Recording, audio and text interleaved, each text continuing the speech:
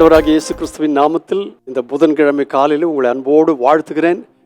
நீங்கள் சுகமாயிருப்பீர்களாக, மன மகிழ்ச்சியாயிருப்பீர்களாக, தைரியமாயிருப்பீர்களாக, ஆசீர்வாதமாயிருப்பீர்களாக. இப்பொழுதும் காலநிலை அதிகூஷ்ணமாயிருக்கிறது.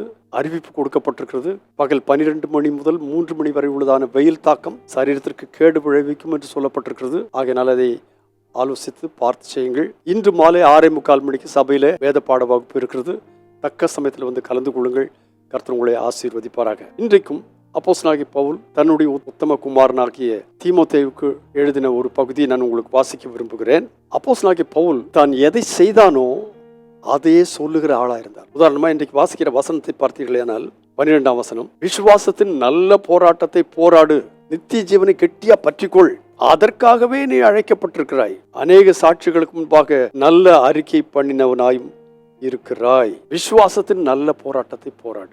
அப்போஸ்தலனாகிய பவுல் இதை எழுதும்போது தன்னுடைய வாழ்க்கையில் அதை கடைபிடித்தான் என்று நாம் எப்படி அறிகிறோம் என்று கேட்டால், தன்னுடைய மரணத்துக்கு முன்னதாக அப்போஸ்தலனாகிய பவுல் விதமாய் சொன்னான், நல்ல போராட்டத்தை போராடினேன், ஓட்டத்தை முடித்தேன், விசுவாசத்தை நான் காத்து கொண்டேன், இது முதல் நீதியின் கிரீடம் எனக்காக வைக்கப்பட்டிருக்கிறது. எனக்கு மட்டுமல்ல, அவருடைய பிரசன்னமாகுதலை எதிர்பார்த்திருக்கிற எல்லாருக்கும் வைக்கப்பட்டிருக்கிறது. அப்படியானால் தன் நடந்து காட்டின பாதையை தனக்கு பின்னாலே வருகிறவர்களுக்கு உபதேசமாய் சொன்னார். இங்கே அப்போஸ்தலனாகிய பவுல் இந்த அதிகாரத்தை நீங்கள் வாசித்தீர்களானால் எந்தெந்த காரியங்கள் எல்லாம் நாம் விட்டு விலக வேண்டும் என்று நிறைய வரிசையா சொல்லப்பட்டிருக்கிறது. அந்த விலக வேண்டிய காரியங்கள் எல்லாம் சொல்லிட்டு 11ஆம் வசனத்துல சொல்லியிருக்கு, நீயோ தேவனுடைய மனுஷனே. அதாவது உலக மனுஷருக்கும் தேவ மனுஷருக்கும் வித்தியாசம் உண்டு. நீயோ தேவ மனுஷனே, இவைகளை விட்டு ஓடி மேல சொல்லப்பட்ட அந்த அதிகாரத்தை நீங்கள் வீட்டில் சென்று வாசியுங்கள். 1 தீமோத்தேயு 6ஆம் அதிகாரம். அங்கே நிறைய காரியங்கள் நாம் விட்டு விலக வேண்டிய காரியங்கள் சொல்லியிருக்கு. இனி இவைகளை விட்டு ஓடி, அங்க பக்கத்துல கூட நிக்காதே, ஓடி நீதியையும் தேவ பக்தியையும் விசுவாசத்தையும் அன்பையும் பொறுமையையும் சாந்த குணத்தையும் அடையும்படி நாடு. நீ விட்டு ஓட வேண்டிய சில காரியங்கள் நமக்கு உண்டு. அதே போல சிலதை விட்டு ஓடும் பொழுது சிலதை நாட வேண்டிய காரியங்கள் உண்டு. அந்த நாட வேண்டிய காரியங்களை திரும்ப சொல்லுகிறேன். நீதி, தேவ பக்தி, விசுவாசம், அன்பு, பொறுமை, சாந்த குணம்.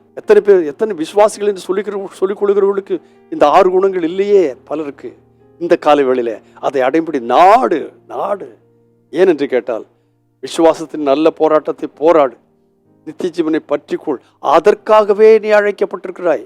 நீங்களும் நானும் அழைக்கப்பட்டதுக்கு ஒரு காரணம் உண்டு. நல்ல போராட்டத்தை போராட, விசுவாசத்தை காத்துக்கொள்ள, இதற்காகவே நாம் அழைக்கப்பட்டிருக்கிறோம். அந்த அழைப்பை உறுதி செய்து அந்த அழைப்பிலே வாழ, அந்த அழைப்பை உள்வாங்கி அதிலே வாழ தேவனாகிய கர்த்தர் உதவி செய்வாராக.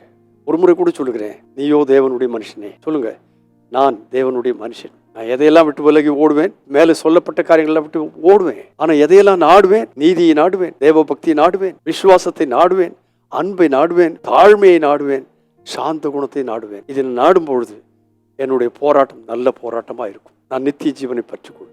இதற்காகவே அழைக்கப்பட்டிருக்கிறேன்.